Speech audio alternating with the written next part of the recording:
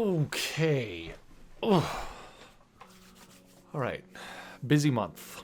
I almost managed to get 4 Smaugust videos out this month, one for every week of the challenge, but 3 is still pretty good. I think something that's changed since the first time I ever did one of these Smaugust challenges is just my schedule is busier. I have a lot of other work that I need to do, and unfortunately that means I can't do all of the things that I once was able to. It's not really a bad thing, it's just one of the many things that I've learned from doing challenges like this. As overwhelming as something like Smaugust can be, and honestly tends to be, I still find challenges like this incredibly valuable to me as an illustrator. I picked up a lot of helpful new illustration techniques that I think will help me work faster and create a nicer looking finished product. I explored some narrative ideas that I enjoyed and would like to expand upon in the future, and I got a lot of practice with animal anatomy and how I can apply it to fictional creatures. The only thing that I think I've gotten worse at during this month's Smaugust challenge is my Scottish accent. I swear I can do a good one, or at least a passable one, but listening to these videos that I've recorded so far this month, it's just not it. If you're sick of my attempts at a Scottish accent, don't worry. I don't think I'm going to keep it up for this video. In this final installment of my Smaugust 2025 series, I'll be reading off the lore entries for the last 2 weeks of Smaugust, and as always, I'm sure a lot of you will be hoping that the story will pick up again at some point in the future. Perhaps. I always have a hard time ending these stories, not in a satisfying way at least. But I am aware that we're missing Day 31's illustration, so maybe when I get some more free time, I'll come up with a more conclusive ending to this little plotline. There's a lot of potential for me to continue expanding on this world, so I might get the urge to go back in some point later on. For now, though, enjoy the time-lapse footage for the last illustrations of Smaugust 2025. A great river flows down into the glowing pools hidden within a house of stone. You follow this waterway northwards, towards the eastern mountain range of Weird Island. Though the river cuts through the dark forest, the air is light and sweet near the water's edge. The river itself is said to have healing properties, carrying ancient magic from the mountain shrines where the waters begin. Of course, this is merely a cultural superstition, or so you tell yourself. Nevertheless, you can't help but feel revitalized when drinking from the sparkling blue water, as if you have taken a long night's rest in the blink of an eye. You encounter many dragons, who also come to this river to indulge in its sweet waters. Some live here all year round, like the Purin's Fey dragon. Though small in comparison to some of its true dragon relatives, none could ever match these creatures' beauty. With iridescent scales that reflect light like the inside of an oyster shell, they are said to be so alluring that even predators avoid hunting them. Indeed, they show no fear of humans nor of other dragons. They bask on rocks where the river is deepest, glittering in the sunlight as if to outdo the water's own splendor. You find a single scale from one of these majestic beasts glimmering in the riverbed, a fine prize, and perhaps a much-needed token of good fortune for the journey ahead.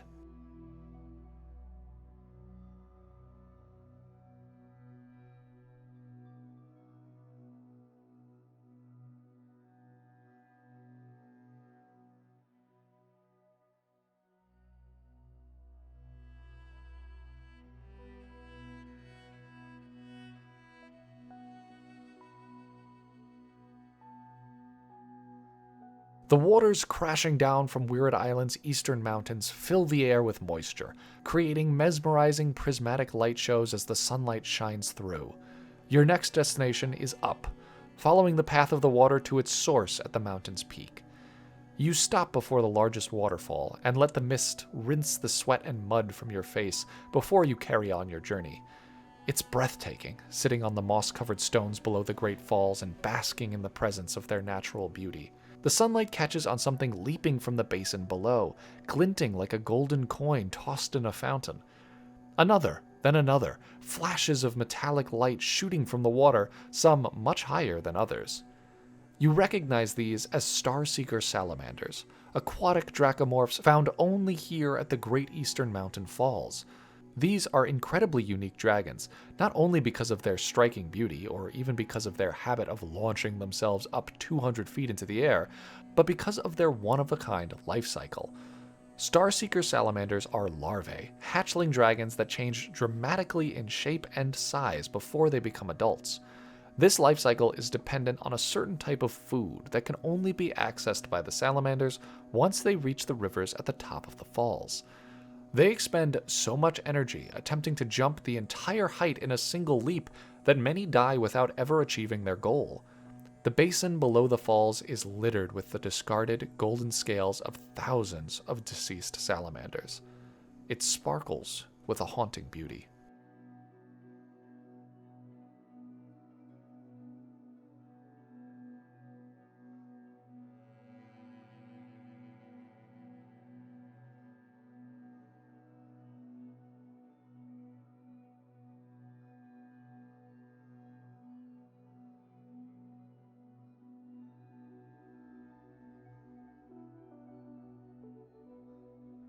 The Stargazer salamander's journey does not end at the crest of the waterfall.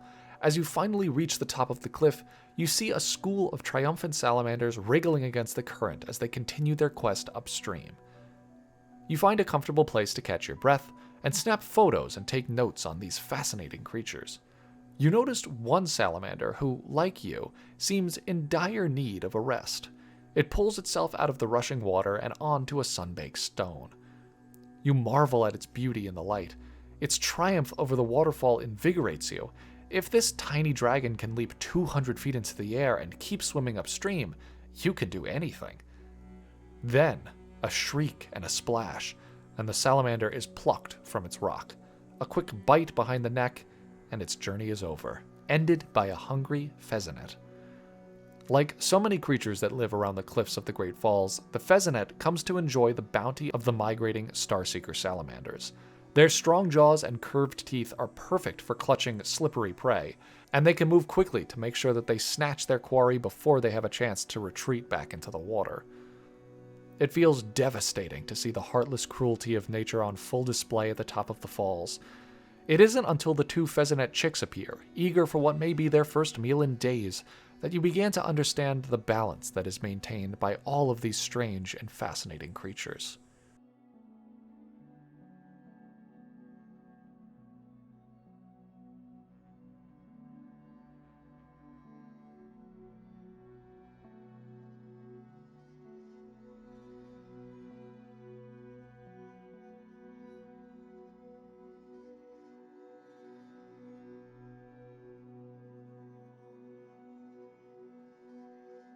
The air is thin and frigid at the highest altitudes of the eastern mountains. You trudge through powdery snow and scramble over icy rocks, still following the river that feeds the Great Falls. Despite the cold, the crystal clear water still trickles down from the summit. You check your field guide. No scientific explanation has been given for this phenomenon. You are accompanied by a meager handful of starseeker salamanders who have managed to make it this far. They scramble over the harsh, uneven stones, relentless in their mission to reach the peak.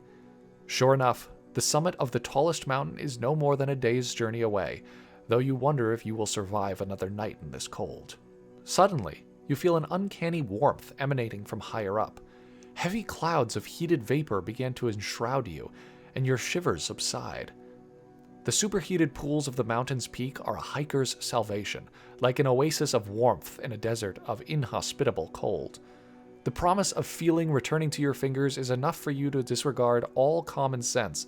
You and your partner dragon pull yourself to their elevation, then drop suddenly back down. The pools are already occupied. Goldenbacks, a whole family of them. They love these pools, and during the coldest months of the year, seek shelter in their warmth. Their thick fur is layered so that even when they are wet, their bodies lose no heat. Their striking blue scales reflect the harsh sunlight, and their great wings stretch out of the water as they bathe to avoid overheating. The massive, dominant male sniffs the air as you slowly creep away. He reaches back behind him and produces a half-eaten starseeker salamander that he must have been saving. Even here, the tiny golden dragons are hunted by predators they could never hope to overcome. How is it that any of them are able to reach the very top of this mountain?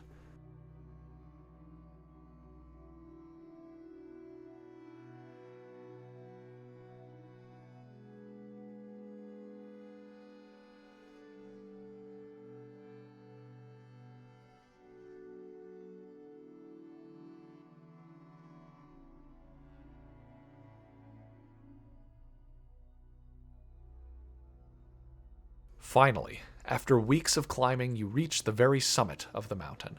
Strangely, the air is as warm here as it was down in the forest. The snow has gone, and the rocks are covered in a green moss. From between them sprout dozens of small bushes, laden with striking purple fruits. At the very zenith of the mountain, a man-made structure sits, weathered but resilient. A mystifying light shines from two candles inexplicably lit. From beneath the shrine, a trickle of water flows down the mountain. A single starseeker salamander waddles across the rocks. Against the odds, this willful creature has made it to the summit, and with amazement you watch it claim its prize. It munches gently at the bushes, taking a single purple berry and then swallowing it whole. Nothing you have learned in your dragonology studies could explain what happened next. Perhaps it was a trick of the light, the rising sun cresting over the distant horizon and catching on the little dragon's metallic scales, but in an instant, the whole summit is bathed in a heavenly glow. You shield your eyes. A gust of wind threatens to knock you backwards off the cliff, but your partner is here to catch you. As you stumble to your feet, the blinding light fades, and you gasp in wonder. Where there was once a meager, fish-like creature no larger than a trout, now stands a magnificent dragon with scales like gold coins. It shimmers brightly in the morning sun, its great wings stretching wide to receive its warmth. It rolls its head and shakes off the memories of its former self, then breathes a plume of brilliant purple smoke and pink fire that crackles like fireworks. No one knows how this transformation occurs, or why it does so only in this species. You thought perhaps you would be able to gain some insight by watching the metamorphosis firsthand, but now you find yourself too awestruck to formulate a single thought. At least one dragon has at last escaped the tribulations of its youth. Now, finally, it can live a life of peace, knowing that no creature yet lives that would threaten its tranquility.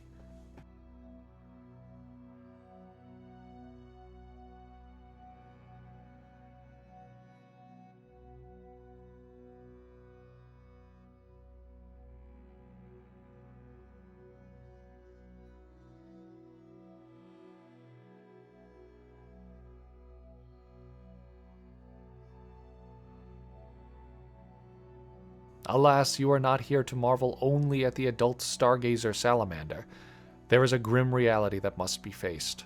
The stargazers are disappearing. Larvae will be eaten in their thousands. This has always been true, but now, for the first time in centuries, the adult dragons are once again prey. A rumble shakes the mountaintops. The snow on the peaks of the summit begins to shift, not downwards like an avalanche, but across the width of the mountain like a great serpent. Your partner dragon looks up at you nervously, and you both sense a familiar presence. Indeed, it's not the snow at all, but the white feathers of another primeval titan.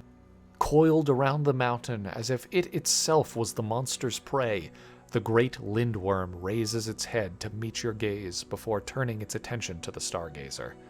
This is Sirastrathus, another remnant of the elder days of Earth. Smaller than the late Marina Maximus, but no less horrific, it has lain dormant in the eastern mountains for over 500 years.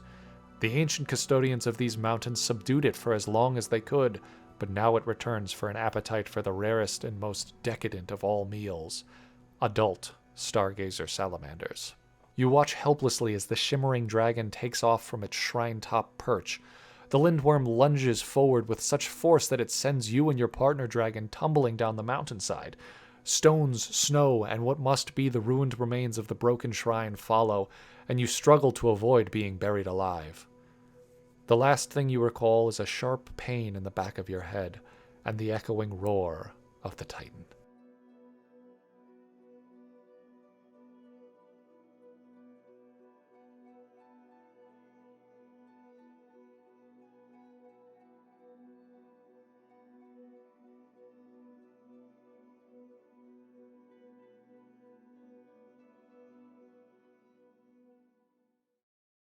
Okay, this is a nice point to take a little break and remind you all that if you like the brushes you see me using in this video, you can buy them from our Gumroad.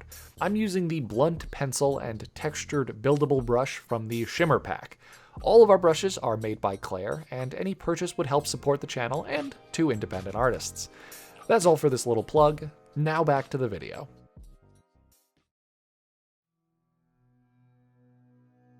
You blink, and then blink again. You wave your hands before your eyes. Nothing but darkness. Did the blow to your head strike you blind? But slowly your eyes begin to adjust, and you come to your feet and begin to process the smell of mold and the echoing sound of water dripping on stone. You've ended up in some sort of cave. No, not a cave. You can discern through the dim gray light that the walls and the floor are carved stone. This is a man-made structure, but how did you get here? Your bag, your field guide, and your partner dragon are nowhere to be seen.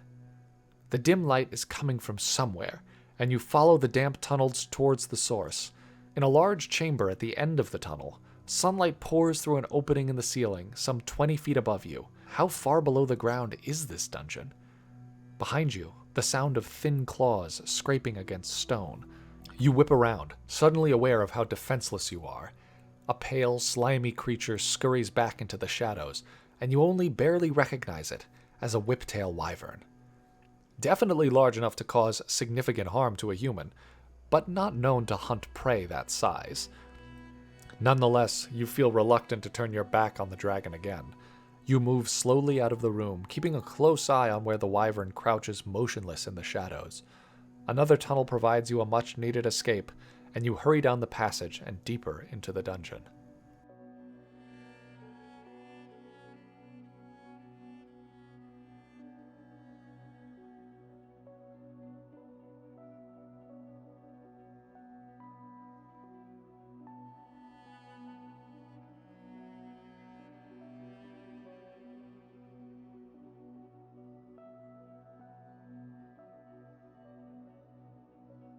The tunnel winds downward, lit only by the occasional brazier inexplicably sustaining a purple flame.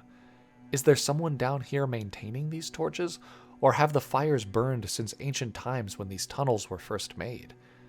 Your heart sinks as the passageway ends in another large chamber, and you find that there is nowhere to go but back up the way you came.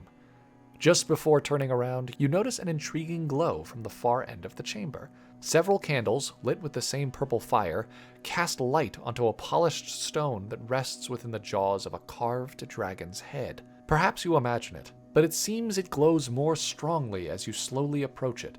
The stonework is unlike anything you recognize, and the crystal orb has an unnatural air about it. You feel compelled to draw even nearer, and almost unconsciously your arm stretches forward. The stone glows even brighter. Your fingers tingle as if an electric charge runs through them. A loud grunt from behind you startles you out of your trance. You whip around, ready to face what must surely be the same whiptail you saw in the last chamber, but instead you come face to face with your partner dragon. It lumbers forward and knocks you back with an affectionate tackle. The haunting light from the stone fades as you give your partner a loving scratch behind its head.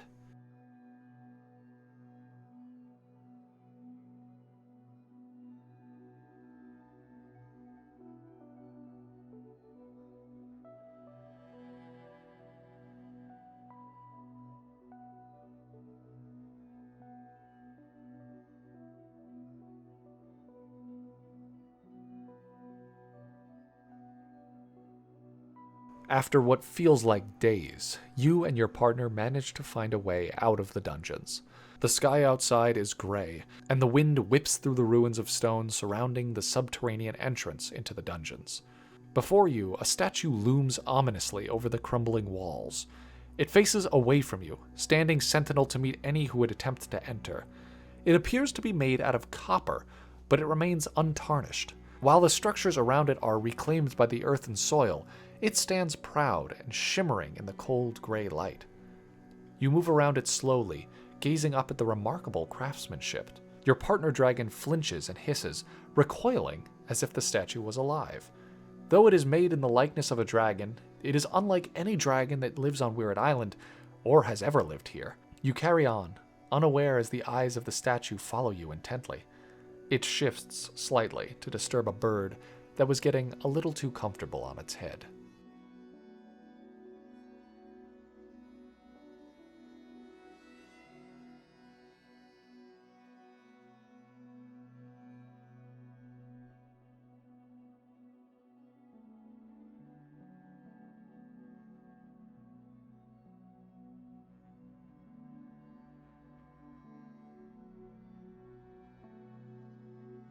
There's a dark history to Weird Island.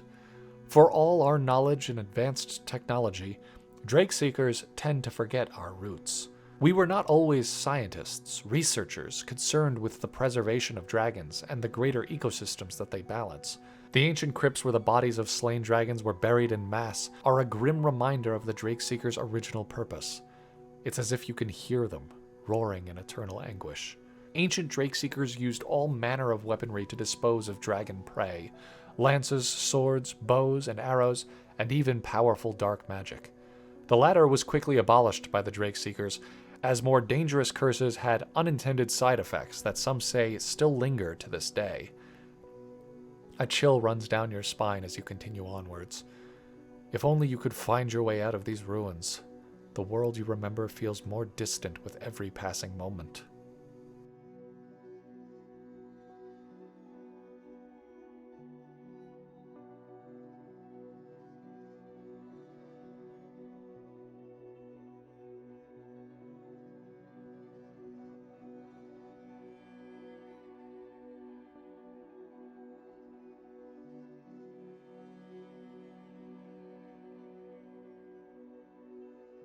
The summit of the eastern mountains from which you fell finally appears in the distance. You are still unclear how or why you ended up so far away, but now your thoughts are only on reconnecting with civilization. It's been days since your last proper meal, and your partner dragon seems equally as hungry. You find each other periodically exchanging suspicious looks. There's a research outpost on the nearest mountain peak. This is your new destination. Immediately before you, however, is a massive series of raised structures jutting out of the earth like jagged teeth. On closer examination, you recognize the area: Dodoron's Rest. This labyrinthine natural landmark was used by mages in the Elder Days, and they revered it for its latent power.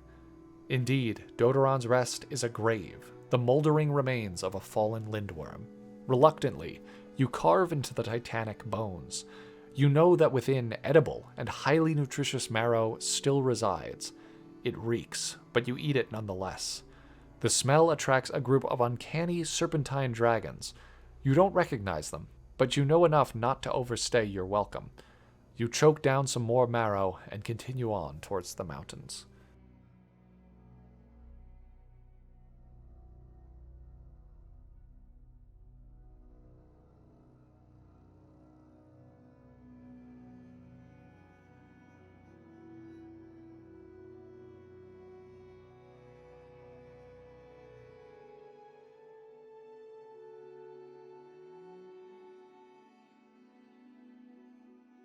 Your disappearance did not go unnoticed. A search and rescue team was dispatched, and they find you and your partner dragon starved and delirious. You recover in the Eastern Mountain Research Station. The well-fortified base sits near the summit of an active volcano. Researchers stationed here study creatures adapted to extreme conditions, such as the teddy bear dragon. Despite its name, these dragons are anything but cuddly. Their scales are so thick that they are impervious to the heat of their red-hot home, and the dragons don't even flinch when molten rock splashes on their hide. The lava will cool, adding an extra layer of protection from the elements and potential predators. Teddy bears are fire-breathing dragons, able to produce their own heat from within. Such dragons are becoming more and more uncommon, leading Drake Seekers to prioritize research of their behaviors in the wild.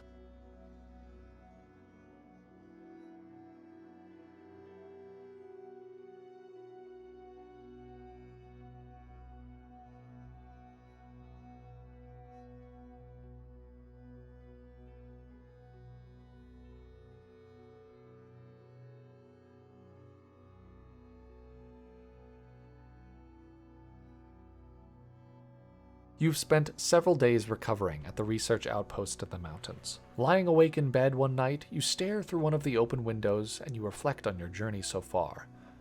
Being a Drake Seeker is not all you had hoped it would be. The decision to slay Marina Maximus felt necessary but cruel. The many trials you endured to reach the summit with the Stargazer salamander ended in the untimely demise of one of the most beautiful creatures you had ever seen.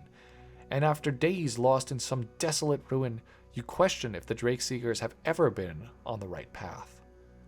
The stars flicker in the night, blinking on and off in a curious manner. You walk slowly to the window, and illuminated by the molten rock of the volcano, you notice the sky is the stage of a beautiful courtship dance between two cerulean glintwings. From the back, they blend in perfectly with the night sky, blocking out the stars as they glide effortlessly through the air. But the feathers on the underside of their bodies reflect the light from below, giving the wyverns the appearance of two shooting stars. You return to bed resolved that your work as a Drakeseeker will not be in vain.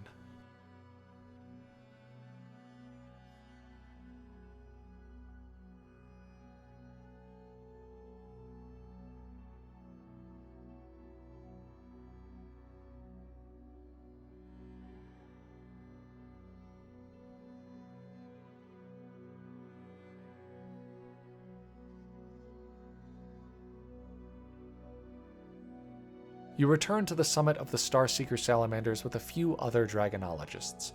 The shrine is gone, along with the mysterious berries that once grew there. You and your fellow scientists frantically search for any remnants of the plant with the hope that you may somehow be able to reintroduce it to the area. Under the rubble left in the wake of the great Lindworm, you find some broken remnants of the shrine. You're reminded of the strange altar that you found in the dungeons. A shadow passes overhead, and you duck for cover with the memory of the Cirrostrathus still fresh in your mind.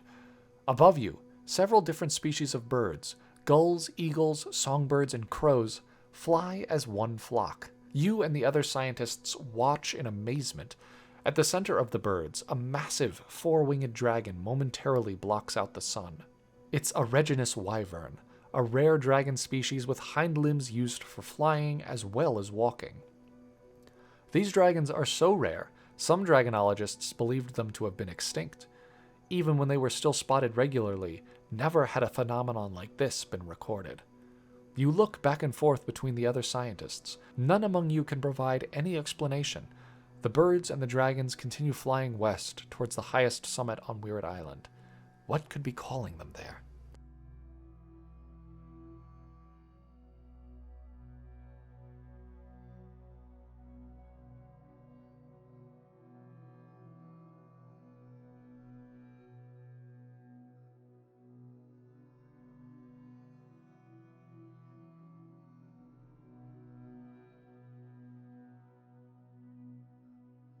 The moon rests high upon a nest of stars, and so sleeps still within shell shimmering the progeny of worlds afar, whose anxious teeth and eyes considering.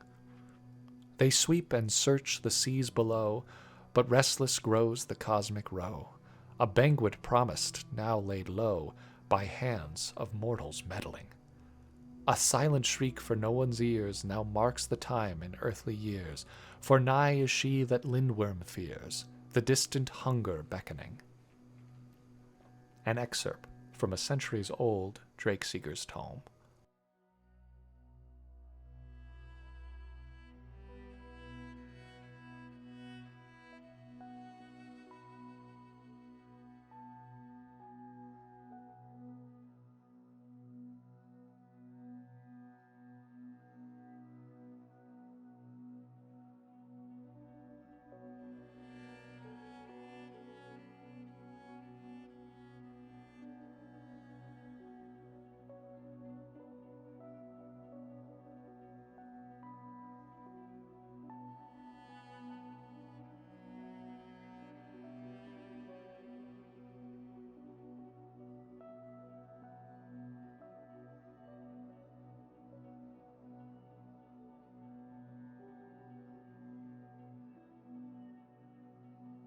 If the legends told by ancient Drakeseekers are to be believed, there is a single, if not hazardous, solution to the Lindworm crisis.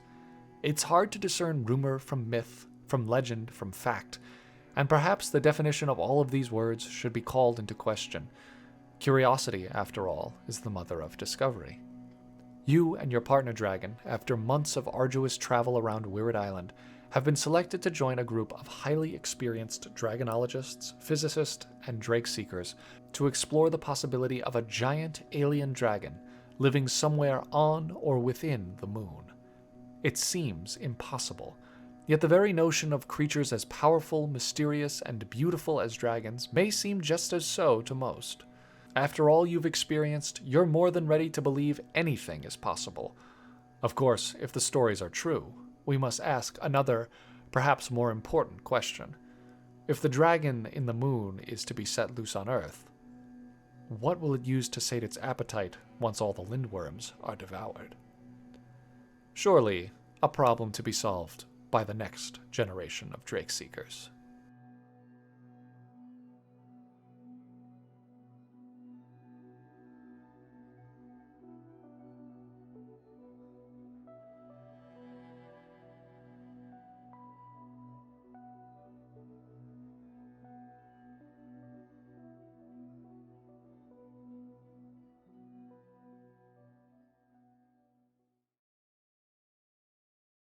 If you are working alongside me this month on your own Smaugust challenge, I salute you.